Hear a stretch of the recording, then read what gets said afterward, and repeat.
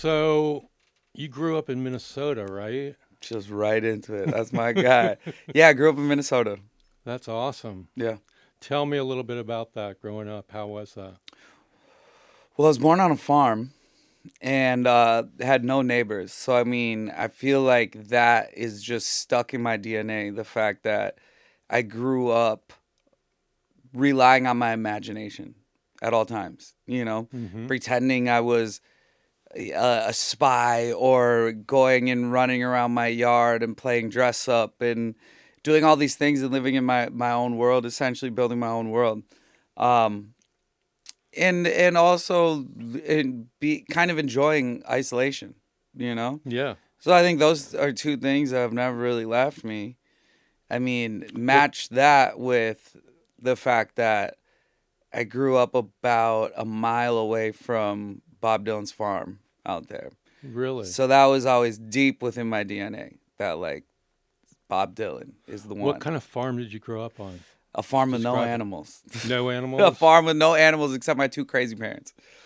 Yeah. Did you grow anything there? Or?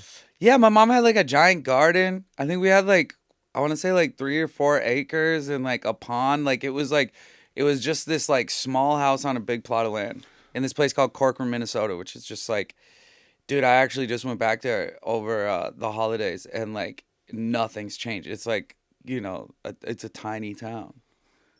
That's sounds like a great place to grow up. It really was. I mean, and like I said, I mean, just like I think that learning how to paint your own world, Mm-hmm. is just something that has never left me. Did you have any outside influence regarding like popular culture? Were there magazines? Could you get MTV? Like what? Oh my goodness. Well, that came later in life. At the Okay. beginning of my life, it was purely my dad. My mom and dad were motorcycle riding Mm-hmm. crazy people, like literally, like party animals, legit. And my dad all day long played the band, Allman Brothers, and Bob Dylan all day long, right? A little bit of Doors here and there.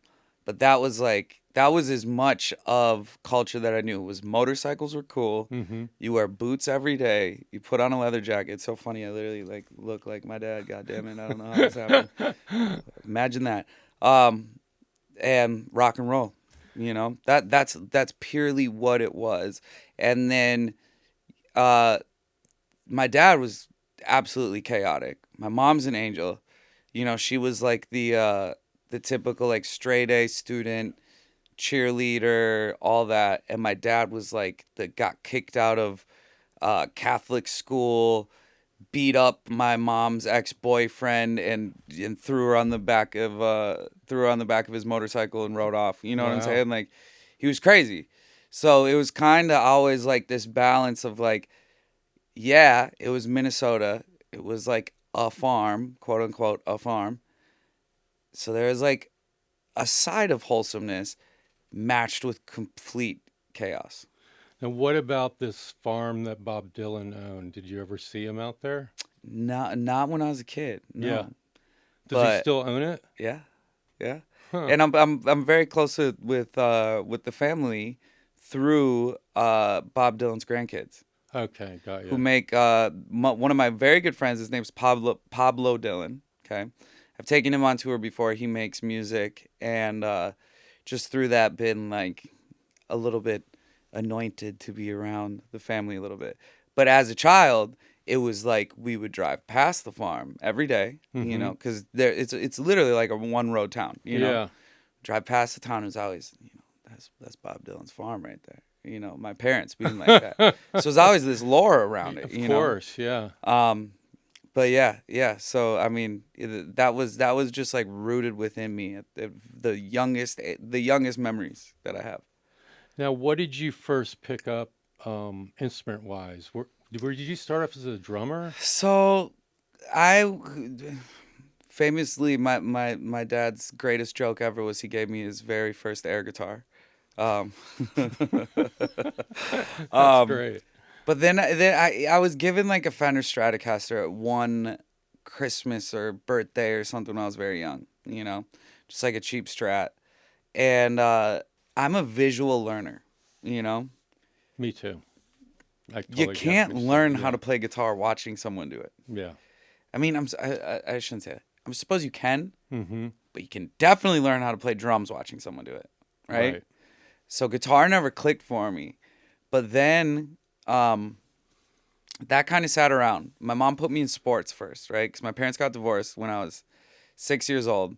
Like I said, I grew up isolated with no neighbors, no friends, you know, up until 6, around there.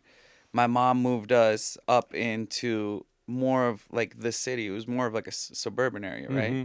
And she was like, dude, you're like maladjusted. Like, you need to like make friends. Like, you have to, you know? And so she just thought sports was a way for me to somehow at least quote unquote be forced to be around other people, you know? Mm-hmm. And through that be able to make friends. That being said, we moved to a different house, you know, so when my parents got divorced, up until 6, they kind of had a really fun life. And my dad owned a warehouse and my mom worked for my dad at the warehouse. It was like a trucking warehouse where it was like Mm-hmm. semis would come in from out of state, stop at this warehouse, pick up stuff, right? It's just kind of fun and loose. And like, I don't think either of them ever knew if they were in the green or in the red ever. It was just like, Mm-hmm. whatever, dude. We're kind of like living our own life. When they got divorced, my mom got full custody of me because my dad was insane. Um, Rest in peace, pops. Love you, but you were fucking crazy. And my mom got full custody, but my dad, basically being the person who owned the warehouse, just like fired my mom right there. Oh. And my mom, through the divorce, got to have the house that we had, which wasn't paid for. So the house got foreclosed on. Huh. We immediately had to move out on Christmas of that year. Literally on Christmas of that year. And you're 6 at this time, or how? Yeah. 6 of this time into like essentially like government sanctioned apartments, you know? Right. Like just dirt poor, you know? Immediately, just like that. It was like going from like thinking that you had like this kind of like cool life because you have a giant 3 acres and Yeah. you know, to just immediately like 2-bedroom apartment. She had 2 children in herself. So you know what I'm saying? Like Mm-hmm. immediately just like totally she had to just shut off her whole life and just work to make her kids have something.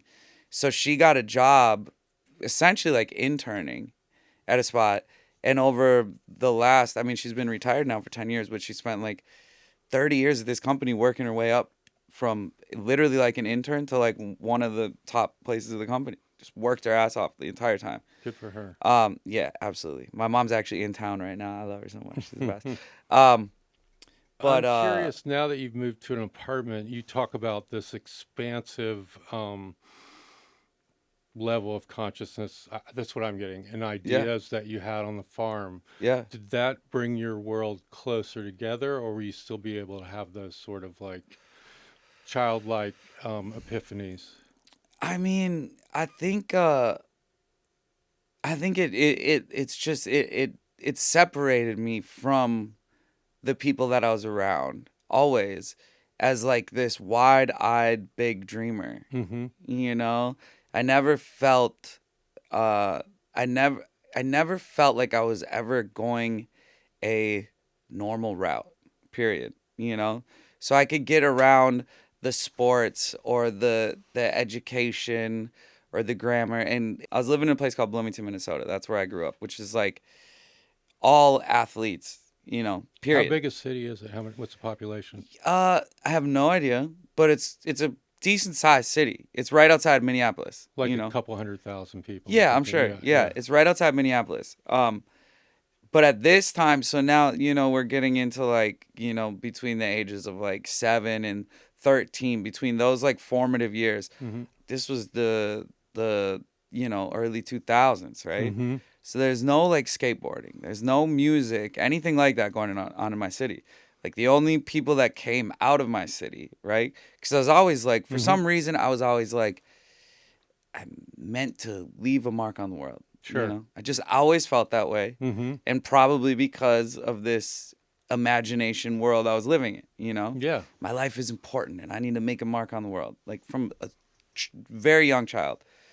The only way to do that, coming from my city at that time, was to be basically a hockey player. That was the only people that came from like Bloomington, Minnesota, which was Wow. like great hockey players, right? But circling kind of back to what your original question was, the band Hanson happened, okay? Mm.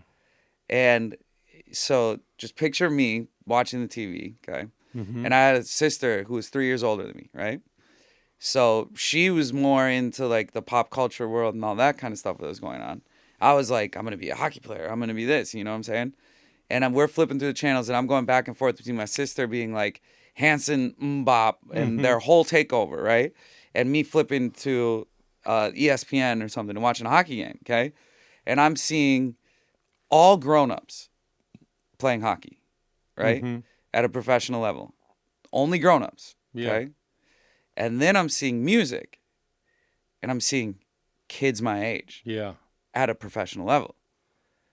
And that was when the shift happened. I was like, I'm seeing myself on the Right. screen. I'm not seeing, oh, this can happen 20 years from now. Right. I'm seeing this could happen right now. Mm-hmm. Immediately that Christmas was like, I need a drum set, you know? My mom got me like $100, just the most starter drum set you could ever get, you know? One tip to anyone out there, like, yes, do whatever you can to get the instrument, but my God, a good instrument will make you want to play so much more. Absolutely. Like, learning guitar, I spent so many years trying to learn acoustic guitar on these, like, $300 Fender guitars or whatever. I finally, like, not too long ago, got, like, a Martin, just, like, a beautiful acoustic. And I'm just, like, so much better immediately. Yeah. Anyways, Makes a difference. so, like, got this drum set for Christmas. Really, like, tried to, like, put my efforts into it. Couldn't really get the hang of it. I could do the classic everyone's first drum beat. You know what I'm saying? But then it kind of like went into the background a little bit. You know, like obviously watched Hanson take over the world. I watched my sister and all her friends be like, "Oh my God, this is the coolest thing ever." And I'm like, everyone obviously too at that time. It was like a lot about like Zach Hanson, the drummer. Where were those guys from? They're from. They were from Oklahoma. Oklahoma. They're from Okay. Oklahoma. And they all had blonde, long hair, right? Yeah, they all had blonde, long hair, bro. And they were the brothers, and like, so I mean that like really is what took me down that was the initial hit of like music, you know, that I would play a part in, Right. right? And then like a few years go by, and I think I'm in like 7th grade.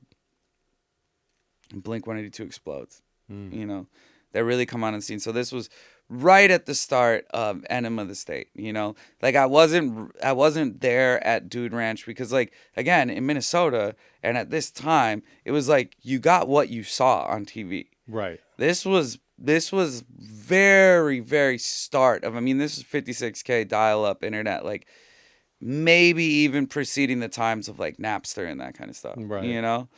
And Kazaa for anyone else out there that knows that one. So you kind of got what you saw. And then I remember seeing Travis Barker. Tattooed, shirt off, Dickies down to here, high socks, Vans. I was like, this the Cadillac belt buckle. I was like, this is the coolest dude I've ever seen. This is like, what they're doing is hitting me. And I got a drum set right there in the living room. It's dusty. I'm going to dust it off. And I immediately from that moment on either put a VHS cassette tape in and recorded anytime they were on TV. Mm-hmm. And then soon after that kind of made my way onto being like, well, I got a computer here. Let's see how this works. And just downloading every live performance of Blink-182. Every live performance. And sitting this far away from the computer screen. Okay, he's doing this. He's hitting the hi-hat like that. I can see that. I can see the top of his knee moving, you know? Mm-hmm. I can see he's hitting the tom. He's hitting the tom. And I learned completely just by that, just by watching him. That's awesome. Completely.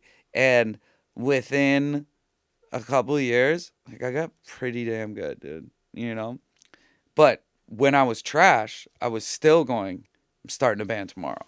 You know? Yeah. Like, That's pumped I up. was so down to be terrible, but living the lifestyle before I was like, well, let me make sure I'm good before like, dude, I've found a way to just remove the bone of embarrassment from my body, like at such a young age, Mm-hmm. you know, especially with just getting on stage and playing the talent show at school.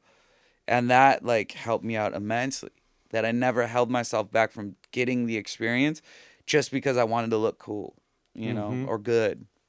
Yeah. Yeah. Does it blow your mind that you're friends with Travis now? I mean, yes, dude. My first purchase I ever bought, right? I got basically I was broke. I was literally a starving musician. We can go down the past of it, but I was in punk bands and in the back of vans and sleeping on the floors of the 5 people that showed up to the show. I did that for a solid like 6 years, you know. Things started moving, but I didn't make any money my whole life. I didn't even have a bank account until I released my first book. Wow. My first book, which was, I want to say, maybe 2010, 2011, my very first book. It's called Did I Ever Wake Up? That was the first check I ever got. Is it a poetry book or No. It's basically like a self-help and kind of creative writing, but very like self-help. Very like a younger kid's version of The Secret. Oh, wow. Right? I'd It love was to like see that, yeah. The Secret changed my life, right? Yep. Law of Attraction, found that, clicked, changed my life. We all watch The Secret or hear the Law of Attraction. We all go, man, I've been thinking that way my whole life. But the second someone looks at you and says, this is real, Yeah. you're like, done, you know? Exactly. But when I'm watching it, I'm seeing just a bunch of bald dudes and, you know, guys in their 70s, 60s, philosophers saying this. Mm-hmm. I was like, again, Yeah. the Hanson thing. Yeah. I'm like, I want to give at that time, I must have been 20 or 21 years old when I wrote this book. I want to give that to my peers. Yeah. And so, anyways, that book came out, wildly successful, changed my entire life. And the first check I got, I went to Travis Barker and I bought one of his Cadillacs. And Really? still to this day, I have this Cadillac. Every time I get in it, it's that immediate reminder. You know, something in The Secret that they say is like, you want a new car? Go test drive it. Exactly. Right? Yeah. They connect those dots of being like, Mhm. if you want this, go feel the wheel in your hands and the grip of the tires and be able to visualize and really see it. Yeah.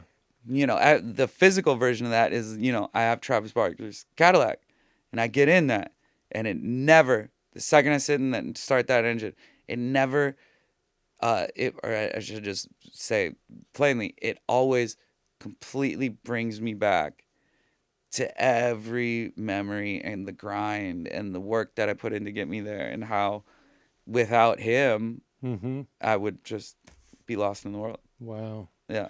So the car is almost like a totem for you in a weird way. 100%. Yeah. 100%. Yeah.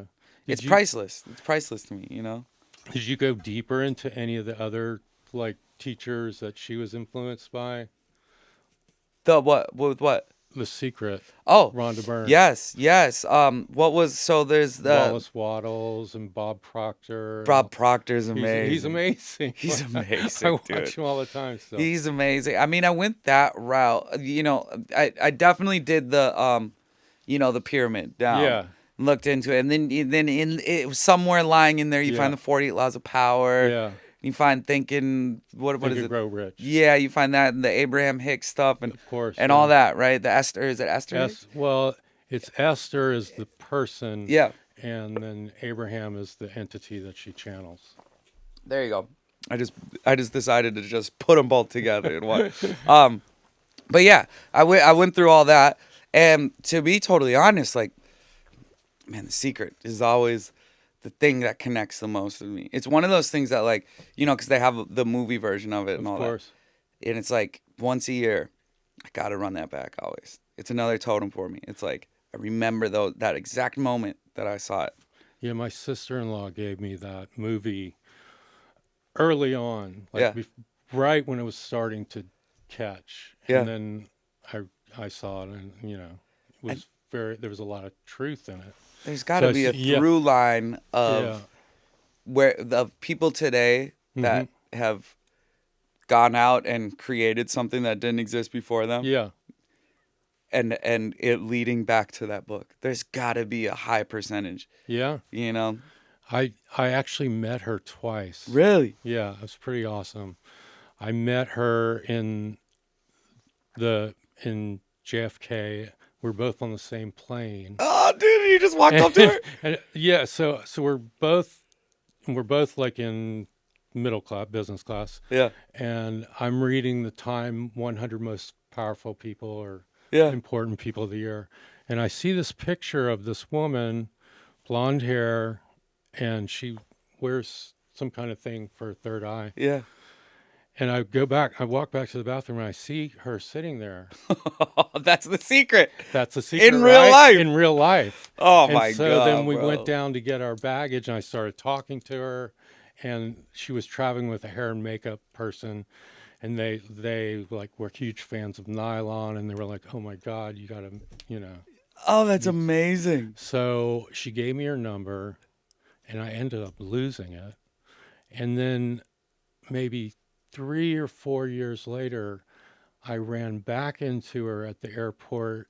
I think it was in London. We were in like a lounge, and we went and got a drink, and we chatted some Oh, more. that's But incredible. what a lovely woman. Yeah? She's awesome. Yeah. That's just so funny how many instances she must have that are the secret. It's almost like she cursed herself with it. She's like, the secret is going to lead all of you to me one day on a flight. Yeah. That's Yeah. amazing. So it's the third anniversary of Internet Killed Rock Star. Yeah, that just happened. You're really good at coming up with titles. Your words are good. That was Yeah, that was a good one. that was a special. I mean, like I always have a list of 20 Mm-hmm. before the one comes, you know? Yeah. And it's always like it's always the beat poetism that's just like leave the window open at night Yeah. and the name will like float in and find you, you know? But that was a special one for sure. I mean, it's obviously the play on words, you know. Video killed the radio star, right? Yeah. But it being like perfectly aligned with the culture. Mm-hmm. And it's one of those things that blurs the line between like so many people don't know the reference and it still just sounds cool. Yeah. And then if you do know the reference, you're like, okay, perfect. You took it into now Mm-hmm. and made the same analogy, you know? Yeah, that was a really special album to me, a really special moment. Very great transitional time in music that I found myself at like the right place at the right time, which has been rare in my career, you know?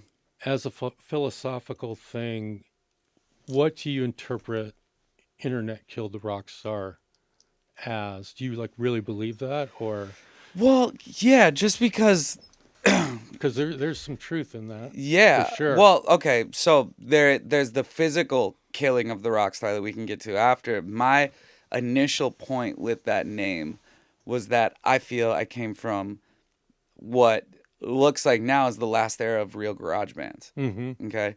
So like I finished high school, or I'm sorry, when high school, the day at high school would come to an end, all my friends would go to the house and jam together, right? Mm-hmm. We didn't have studios. I mean, at this time, Pro Tools was like this $10,000 program that Yeah. was like, just sounded insane. There was no home studio setups, you know? If your homie had a 4-track recorder, it was special. Right. But you listen back and you're like, this sounds awful. There was no home recording studios back then. So, you know, this was also so like I was in pop punk bands when I was a kid. I was in post-hardcore bands when I was a kid. These were the times where you wrote an entire album before you ever recorded anything. All the songs were Yeah, written. exactly. You spent months on them, getting them right, because when you did get to enter a studio, it was like burning money, Yeah. right? So you had to do everything as fast as possible. And to be able to do that, you had to be as prepared as possible. So you wrote everything and jammed endlessly. Dude, my first bands, we played entire shows just covering songs, right? But like playing them like they're our own, you know? Right. That was it. So the second the internet happened and you stopped plugging a guitar into an amp and started plugging it into a computer, that was like internet killed the rock star. Right? So, you know, there's that. There's also the idea of like, you know, I guess rock stars used to have a little bit more mystique There you go. where you know every little thing Yeah. through the internet Yeah. about somebody. Yeah. And that was like the other side of it was just like, you know, the idea that you know, as soon as the idealism that like people are going to forget about you if you're not reminding them. Mm-hmm. As soon as that whole thing happened with social media, it changes the course of everything. It changes the course of mystique. Yes, it also changes the course of music. Yeah. And the music that you put out. And Definitely. the fact that you got to, you know, the word content didn't exist. It's really funny because content and content are spelled the same way and are totally fucking different things. Totally. Right? They're What do totally you think, opposing what do you ideas. think of the word content? You know, I'm never against playing the game. Right. I'm always just, how can I do this in a way that feels like an art school kid Yeah. doing it? So how can I find a way to make TikTok or Instagram or anything feel like an art project? You know, that's when I like adapt and feel fulfilled doing things, because like I've made it so long in this career, you know. Yeah, for sure. The last thing I'm gonna do is be like, oh, I hate where everything is at right now. Again, dude, I came from DIY, so like when you had to go to Kinko's and print off your posters and go and burn 1,000 CDs and do all this stuff, like that was a lot more work than just hitting post. Right. You know? True. So, you know, I take the benefits that come from it, and to get the benefits that come from it, you got to play the game, you know? So however I can find my way to make it feel like a kid that dropped out of art school is finding his way into creating some abstract form of, the word is totally not coming to my mind right now. What is it when you're basically like doing an art project in a public setting? What is that called? Social experiment? Social experiment? Something like that. Sounds good to me. A social experiment where you're all kind of like, Yeah. you can almost create a character or create the mystique or create that through being active and making content. You know, there's a way to do that where you don't just disappear to hold on to mystique, but you can create the content around building that. I guess I just have this issue with art being called content. Yeah. You know, Yeah. it puts it in a weird bucket, but it's like everybody uses that word now, content. Yeah. Like you make content. It sounds as if it's something that's like part of a routine. Yeah. Rather than something that you're like, yeah, it's just, you know, content seems something for the moment, and art seems like something that's timeless, right? Yeah. So it's hard for them to live true. together. But, you know, I think there's a way to do that in now's world. And for all the young artists that are like finding out how exhausting it is, and, you know, the trouble that comes with having like a giant moment of virality success, and then fast forward 6 months and it's not there, and feeling so inadequate, you know, that for all those kids, that, because I know a lot of these young artists in the game, and like I'm always just like, dude, just like this is a very strange time in music and art, but if you can just focus on like being so proud of what you're creating, you know, I always just tell people like, I make art, I make music, I write books, all of it as if I'm already dead. So if it gets appreciated while I'm alive, that's extra credit. Very The interesting way goal to is to look at it. That's cool. just leave as much behind as possible. Mm-hmm. And like so many of my favorite artists were dead years before I was born. Mm-hmm. Some generations, Yeah, decades. exactly. So I'm like those. I'm also always like just like choose the right heroes. Right. You know, you choose the wrong heroes. If all your heroes are currently alive in this right now pop culture moment, dig deeper. Absolutely. Dig deeper. Yeah. Who are some of your heroes? I mean, dude, Bob Dylan, Miles Davis, Frank Sinatra, Janis Joplin, Jim Morrison, like Yeah. like the very pinnacle people, and then also like Allman Brothers, I think Mm-hmm. just was the greatest guitar tones ever recorded. The Band, Mm-hmm. they're called the Band for a reason, Yeah. and then like Warhol is like Yeah. bleeds into everything I do. Yeah. Warhol being like the original weirdo, the one that's playing a joke on public, the one that's never taking credit for his genius. Mm-hmm. Why are you painting a soup can? Oh, because I'm bored. Mm-hmm. It's Yeah. like little do we know that he's literally changing culture in front of your eyes. Absolutely. Yeah. Creating the factory, bringing people in, screen tests, like all this stuff bleeds into everything I do. Mm-hmm. Absolutely everything I do. Have you read the diaries? Yes. Did you see is it Netflix that did the, Yeah.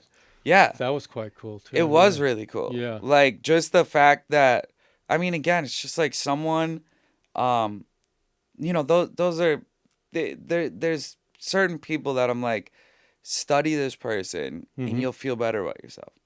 Study Bob Dylan. If you're an artist, study Bob Dylan. Mm-hmm. Whether you think his voice is whether you hate his voice, whether you hate his music, study his career. Mm-hmm. Okay? This is a guy that, like a Rolling Stone, is right now listed as the greatest song ever written of all time, right? Whether that be true to anyone out there or not, it's just listed as that, okay? Mm-hmm. This is a song that he released and got booed off stage for a year straight every time he played it, right? He was the quote-unquote voice of a generation Yeah. with him and acoustic guitar, and the second he plugged in and went electric, started playing Like a Rolling Stone and Maggie's Farm and all these, they booed him off stage, okay? Mm. And he never stopped playing it. And fast forward, and it didn't take long Yeah. for them to understand Like a Rolling Stone is a great song. But as soon as they started to love him for that, he's already on to the next. He's already on to the next thing. Yeah. As soon as they Isn't loved that. is he from Minnesota? Yeah. I thought so. Yeah. Yeah, we got Bob Dylan, we got Prince, we got the Replacements, we got Prince. Husker Du, we got like, Did you ever go out to Paisley Park? Oh yeah, oh Wow, yeah. how was that? I mean, incredible. I mean, this was times when Prince was alive, so we had like Jimmy Jam and them producing stuff there, and there's just like the Minnesota lore. You know what I'm saying? Wow. That's like, yo, that's like where this happened, and that's where this happened. And it's like, I always think like I don't. As far as I'm concerned, you strike oil in the middle of nowhere, Mm-hmm. right? Minnesota is that. Yeah. It doesn't get talked about as like this epicenter of where amazing things happen, Mm-hmm. and we like it that way. Because if you know, you know. Yeah. You're like, Minneapolis. I mean, dude, Prince and Bob Dylan are enough for you to look at Minnesota and go, there's something special there. Oh yeah. Just those two Yeah. artists. Two of the greatest artists of all time. Fast forward 1,000 years from now, they will still be two of the greatest artists that ever lived. Mm-hmm. You know? For sure. So you like to collaborate with a lot of people, right? Yeah, in many ways, yeah. First, let's talk about musical collaborations. Yeah. Like, what have been like some highlights for you? Obviously, like whenever me and Machine Gun Kelly do something together, whether it be music or film Mhm. or any form of art, we have this great duality. I mean, we're best friends. We've been best friends for over a decade now. We have this great duality that we're both so opposite from each other in so many ways, but fully understand the other potentially better than anyone else in the world does, you know? Mhm. And we've maintained that forever. And I think we both look up or respect each other in different ways, Yeah. you know? I look at him as like one of the greatest writers of our time. I think that when it comes to rapping, he's gonna out rap you. When it comes to writing a verse and singing, he's gonna outright you. It's just he's incredible, and we talk every single day, and it's never easy for an artist to. Every artist wants their flowers, but once you give it to them, it's really hard for them to accept, right? Mm-hmm. Um, so I'm constantly reminding him of how incredible he is and special he is, So anytime me and him get together, it's this thing that feels like it's always existed, you Yeah. know? Have you done tours with him? Yeah, well, yeah.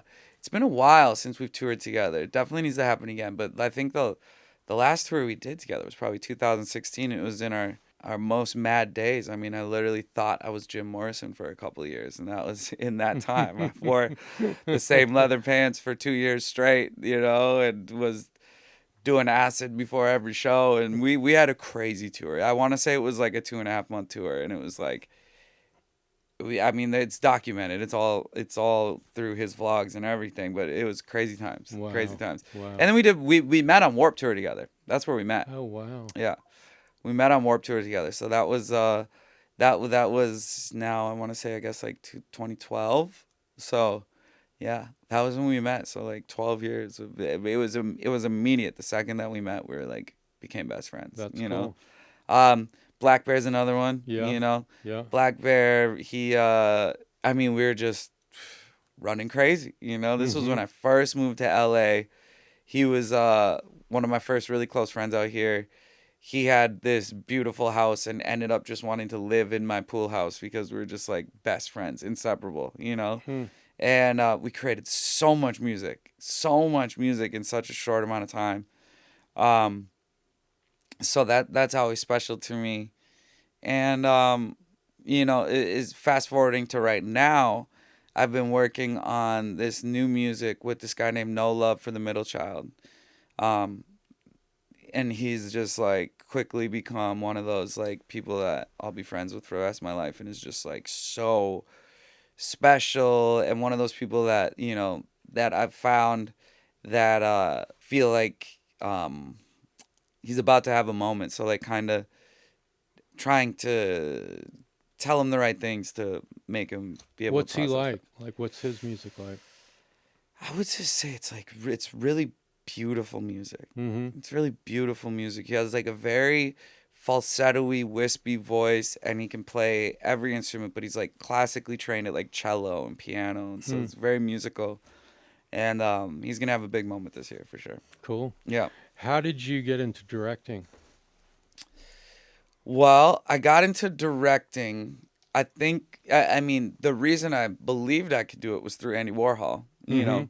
Because it was like just capturing something is going to feel more special. It's like take any painting and you put it on a wall, a white wall. And you're like, well, it must be art, Yeah. I was like, dude, give me a camera. If I film it, it's got to be something, right? So I was always just interested in cameras and capturing moments and feeling like I had a vision, I feel like I have the qualities of a visionary. Like the story's yet to be told after I die if I was a visionary or not. We'll find out. But the qualities of a visionary, I would say, someone that closes their eyes and sees things happen, right? And then the goal is to try to execute what you see when you close your eyes and get as close as you can in the physical world to what you saw there. In a lot of the great scenarios, you might get halfway there. The random times that you get to what you saw in your head or exceed it, Yeah. it's like, you can't expect that to happen every time. But it does happen. And like, so anyways, those are like, I've always just felt like I had a level of taste, and that I saw things that if I see it here, like I could figure out a way to make it feel beautiful, catch the right moments. Andy Warhol with screen tests, his whole idea was like turn a camera on, and like the first 30 seconds, the person's kind of sitting there going, what the fuck am I supposed to do? Yeah. After a minute goes by, the human condition is like the mind starts to wander, and you start seeing these like ethereal, real, genuine, authentic moments of a human being, And they're sitting there going like, bro, like, tell me what I'm supposed to do. And he's like, you're doing it, you know? It's just like, that's like, come on, people. Like, that is so brilliant, right? Yeah. So, I mean, that just always was like, that's, you know, something that I want to do. So I started like directing my own music videos. And I was always a treatment guy. I was always like time marking stuff. And, you know, the lyrics are telling me to do this. Let me time mark that. And through that, I started shooting my own music videos. I moved out to LA, and Machine Gun Kelly was like, yo, your last music video was really cool. Like, who did that? And I was like, oh, I did that. Like, he's like, word? He's like, all right, I got this song. I'm going to drop it in a few days. He's like, I want to shoot a music video for it in 2 days from now. I was like, okay. And like, this was, I didn't even know what a budget was, to be Right, honest, at sure. this time. So like, there wasn't like, all right, what's the budget? It was Yeah, like, yeah. you assume, another tip for artists, do everything for free Yeah. at the start. Do Yeah. everything for free, okay? Take the experience. That is the pay. Later on, you'll get paid for your experience. It's Yeah. just how it works. Do it for free. So like, I'm like, okay, well, I've got like $200 right now. Like, let me see what I can do. Make this video happen. I got 2 days to do it. Mm-hmm. So in my head, I go, all right, how can I do this and make this work? He wants to like release the song in like a week. I'm like, okay, well, I don't really know how to edit videos that well. So let's shoot a one-take video, because then when I wrap the day, the Mhm. edit's done. Yeah. The edit's done, right? So I'm like, all right, one-take video. I'm like, I got this crazy house in North Hollywood. I just moved out to LA. Crazy house. It's like a frat house. I got all these friends that come over all the time. Okay, I'm going to use them as actors in the background, making the lyrics happen. So, Yeah. like, if he says, you know, turn the speakers up louder, I'm going to have someone in the back holding a giant boombox or a big speaker or something, you know, maybe just dramatize everything, right? And so then I was like, how can I even make this more special? All right, let's do the speed up, slow down effect. So, like, Mm-hmm. I'm going to speed up this song 3 times as fast as it regularly is. Shoot it like that. When we go to 48 Mm-hmm. and slow it down, he's all of a sudden going to be saying it on time, but it's going to be walking slow motion, right? Yeah. I know. It's true. I knew I had something special there, because when Machine Gun Kelly's going, this is the Rapper's theme music. Bitch, sing to it. This is how you cook some cocoa about it. Like, that's already fast. Mm-hmm. It's very rare we could speed that up 3 times and they could still do it. Yeah. So I was like, okay, cool. We got something here. Shot this music video. One-take music video. It's called Sail, for anyone out there. It's got like 200 million views now. Came out, Crazy. broke the internet. This was still early internet days, you know? Broke the internet, dude. To the point where one-take videos became the norm for 2 years straight after that. Wow. Because it was not happening. This was 2014. I think 2014. This was the very start of like the one-take video era, you know? Mm-hmm. Of course, people have played with it throughout history, but this was like the start of the one-take era, where everyone was doing one-take videos from that point on, with the little slides to make it feel like it's one take, you know? Yeah. Yeah. To the point where like a kid that went to NYU to study film came up to Cal's one night like a couple years ago and was like, dude, we studied that one-take video in our like film class. And it was just like one of those moments where it's Yeah. like 2 kids came together, 2 days, $200, Mm-hmm. got my friends together, created something. It was done when we wrapped, put it out, made, you know, changed the game, and like really made something. And just having that like directed by Monson at the end of this video that went there was really like, all of a sudden it was like, oh God, I think I'm a director. Mm-hmm. You know, I really think I am, because I not only was I able to really push myself to put something together, but it like really did well, you know? That's awesome. Yeah. So from that moment on, it's been directing my stuff, making short films. You know, we did MGK's film called Downfalls High, which was for his album. It was like an album turned into a film. And then we did a feature film that we wrote the script and directed that had Megan Fox, Pete Davidson, Whitney Cummings, and Wow. Dove Cameron, and everyone in it. Go watch Good Morning, everyone. It's a stoner comedy. It will be a cult classic. It's very funny. People hate it on it a lot, but it will. That's art. That's good art. That's good art. Yeah. So, and then the latest thing you just directed is Langdon Barker? Landon, yeah, Travis's Landon son. Barker, yeah. All full circle. Yeah. And I had him in the music video. I had Landon sitting in the Cadillac that I bought from Travis. Wow. Which was just like, I mean, one of those Full things that to circle. me, like to Landon, I kept being like, Landon, like this is one of your dad's Cadillacs. He's like, oh, cool, cool. To me, I was like, no, this is insane. This is it goes past full circle when you have Yeah. his son in it, right? Yeah. But no, it's a beautiful music video. It's been out for 4 days. It's doing really well. It's doing really well. But yeah, Have you been like a mentor to him as well, or? To all the to all the younger guys, I think when I speak to them, I'm telling them things that I would have wanted someone to tell me. So like whether it's Jaden or Landon. Did you do something with Jaden? No, we haven't ever done anything together. We're just always around each other. So Okay. like, I had him casted in Downfalls High, a film that I did. That was where we Yeah. actually first met. And that was like at the start of his career. So like I've kind of watched him, and every time I talk to him, he comes to me, if he's coming to me asking for questions or vice versa. Like I just believe in him as an artist, and I don't want him to get thrown off by just where music's at right now. I'm just like, there's longevity in you, and like focus on that, and make the art like your dad. When did you feel like you finally left that small town and like were really living in Los Angeles? That's How a old good were you? question. Well, I left. I physically did move to California when I was like 22 or 23, around there. So after you did that book, Yeah. you did the book from Minnesota? Yes, I did. Wow. Yeah. And I wouldn't have been able to move to California without it. That was the whole.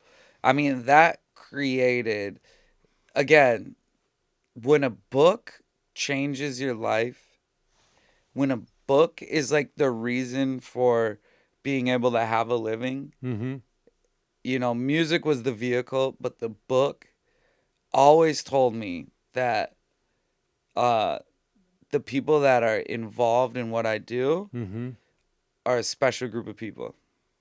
Yeah. Because yes, fast forward 2024, every motherfucker's got a book now. You know what I'm saying? Every motherfucker's got a book, okay? Not everybody, but there's a lot of people out there. You know what I'm saying? It could be Yeah. a cookbook, this, Right. that. They throw them out just Right. because it's a commodity. Sure. Like when I released this book in 2011, as a 22-year-old telling people I'm about to release a book, you got looked at absolutely crazy. How the hell are you gonna do that? No, I published it myself. I did everything myself. Just sold it online, all that. Then it shows, and it's now at this point sold over 200,000 copies, dude. Damn. Of my very That's first book. a lot, man. Yeah, I have 6 books out now, but like this book. I've got to get that book. Yeah. I should have brought you. I'll send you one right away. I just always knew from that I'm going to be an artist that the way that I can stand out is that as a musician making music, I'm also going to be the guy who paints, who writes books, who directs, who designs clothes. My next endeavor is like building furniture. But I have so many things that like I want to be that artist that does that. I would love to be the music guy. Don't get me wrong. This next song that I drop, let's get 1 billion streams, man. Put me in the 1 billion club, all right? Let's do it, people. It's a good one. I promise. Coming soon. But I also really love, I do know if you're not giving one thing 100% of your time, you're essentially fractionalizing it off to less than 100%. Sure. I'll take that route. Yeah. I'll be the guy that, like, when I do everything I do, I give it everything I got. But, like, you know, when I just directed this video for Landon Barker, like, to write a treatment, scout location, cast, film, edit, everything like that. I mean, I block off 3 weeks of my life to make sure that it's just stupendous and it lives with my other pieces of art that I feel are like living, breathing things, and I'll be very proud of it, you know? Yeah. You should be. It's really good. Thank you. Thank you, brother. Really good, man. So yeah, I mean, you know, I love being that full scape of an artist, and it's very Warhol. Yeah. You know, Slowly Warhol. Warhol was like a painter, and he also was like, I'm gonna make movies, and I'm also gonna be a curator of everything. I'm gonna throw parties, and I'm gonna be into fashion. He was doing the Comme des Garçons magazine. Exactly. Yeah. Yeah. So you have a new record coming out this year. Can you tell us a little bit about that? Yeah. I mean, this will be the first time saying that out loud, which is pretty cool. But yeah, I will be dropping a new record this year. I've been working on it since the end of the summer. You know, it's a record that's really, really special to me. These next songs are the closest I've ever wanted to be to my truest inspiration, you know, of Bob Dylan in Minnesota and what came from there. Going into this record in August of it would be last year now.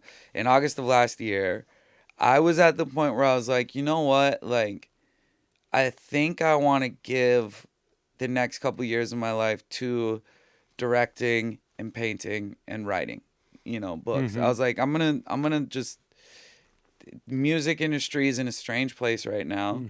I don't think that it necessarily is starving for what I've done. And I'm not worried about people forgetting about me, you know? So I was like, I think I'm just going to stop for a little bit, you know? I'm never going to say, like, give up or hiatus or anything. 'Cause it's just, like, in me to grab a guitar and start writing a song. But just, like, being in the circus right now, you know? I was like, I think I'm going to stop for a little bit. And I went back to Minnesota for a month in August. And just did the whole tour of my life, you know, go back to the farm that I came from, go to all the streets that I used to walk, and just be like, man, you know what, like, you've really come a long way, you know, and feel good about myself. You know, I had a crazy last year. It was very turbulent, up and down, and a lot of things in my life changed very quickly, and I was just like, I had to get back in touch with myself, you know. So I went to Minnesota for a month, and while I was there, I was like, well, dude, if I don't feel like I need to drop this music out of necessity, or because I, like, need to continue with a living, or because I want to, you know, get streams and this and that, or make a label happy, you know. I had a record deal with my last label that was a 2-album deal. I fulfilled that deal, and I was done with that, so I didn't feel like I owed anyone anything. Right. And I was like, well, shoot, like, let me just make the exact music that I've wanted to make forever, but was always kind of would get swayed in a certain direction, or maybe didn't have the skill set to do it yet, or, you know, but everything is always relayed back to, like, I listen to Bob Dylan every day. I think the greatest songs of all time are the songs that you can strip down to just a guitar or just a piano and a singer, and that's it. Those are that's the idea for every great song can be stripped down to that. And if not, it's not a great song. You ever see the Johnny Cash video that Mark Romanek directed? I don't think so. Hurt, the Nine Inch Nails song? Yeah. You've never seen this video? I haven't seen the video. Dude, it's like one of the best pieces of film and music ever. Really? Yeah. Wait, it's just the video? The video. The music Hurt, video. The music video. Oh, tell me God. Tell me about why it makes you feel that way. I want to hear. Just the way it's the production, style of it. Yeah. It shows him in my mind, it looked like a very real light. The editing is spectacular, and it's just I'm literally gonna sit in the parking lot before I drive away and you watch it. should. It's like super inspiring. Is it black and white? No, No. Okay, no, I haven't seen this. no, Oh, that's amazing. and his wife's in it. Yeah. It's cool. I It's very mean, cool. and that was kind of one of those moments that we were touching on with music. Where it's Yeah, like, exactly. I mean, that song in general is like as Yeah, raw as it gets, right? absolutely. And also, you can hear that from him. I think at that time, was that the album he did? Was that the album he did with Rick Rubin? Yeah. Okay. Yeah, it was. So at that time, Yeah. Rick Rubin famously talks about how like Johnny Cash was like down and out. Mm-hmm. He felt like his career was done. Yeah. He was like, Rick Rubin was like, dude, he was playing like 300 person bars type of thing, you know? And was regarded as like one of the greatest artists of all time, who felt like we were not seeing what was there still, you know? Yeah. So that was one of those moments. That was one of those moments. It's incredible. Yeah. I mean, you know, and that's that feeling where you're kind of like not doing it for an expectation. Mm-hmm. You know, you have no control of the outcome, right? So once you stop worrying about that and giving it the expectations, you go back to this like natural state of living, right? And that's what I said to myself when I was in Minnesota. I was like, if I'm going to go and make some new music, I want it to feel not the feel of the music itself. I want myself to feel like I did when I was just impressing myself by listening back to something I made. So is this record more singer-songwriter-y? 100%. Guitar? 100%. Do you have any drums or bass on it There's as well? there's feels on it. Yeah. Yeah, there are. But really, I mean, it is a beautiful time in music right now. Yeah. You know, it really is. Not only guitar being the instrument of the decade, and you know, once you strip away the flashiness of it, and you can look at the singer and songwriter artists right now that are like really exploding. Like, it's a good time in music right now. Like, skill is being appreciated again. Yeah. At a very high level. It's not just looks and vanity. It's like skill is being appreciated right now, and that's amazing. You know, like, I mean, dude, Taylor Swift doing like the Folklore and those albums, Yeah. like that really helped the push that's happening right now. Yeah. You know, in retrospect, you look at that era, and like it really helped like the Bryans and the Kacey Musgraves and those kind of people that are like really making noise right now. Like, without the Taylor Swift era, like it may not feel as culturally important right now. Right. So, you know, it kind of just lined up correctly too, because like again, that's always the music that in my head I was like, you know, I have studied art my whole life, like actual painters, right? And the greatest painters of all time were like, every 10 years you reinvent your style, and that's just a must to be a great artist, right? So I've taken that into music always. From when I was 16 on, you know, I lived by that quote, and it was like, did 10 years as a drummer, did 10 years as a rapper, did like 7-8 years as an alternative leaning rock artist.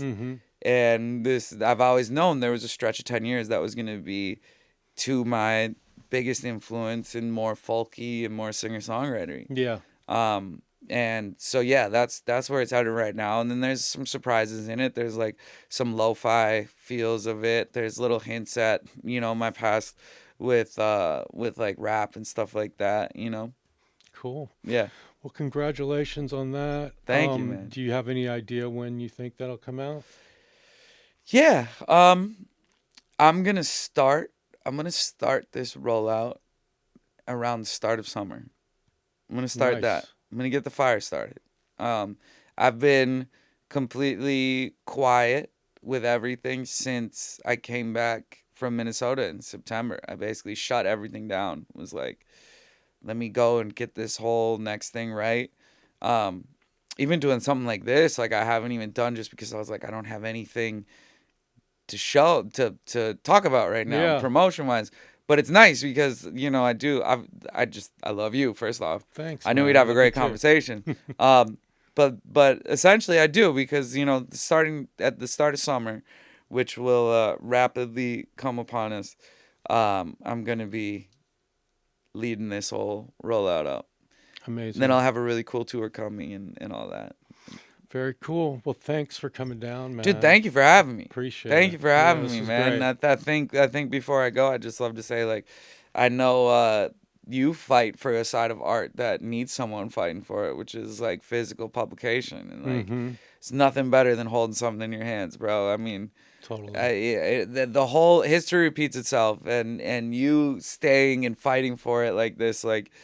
When the shifts turn again, where it's like the thing, it's like you'll be the forefront of it again, as always, so Thank you. yeah, Appreciate bravo that. for what you do for all this stuff and making artists look really cool on your covers, and also having the biggest magazine in existence. Thank you. Yeah This was appreciate you, great. brother.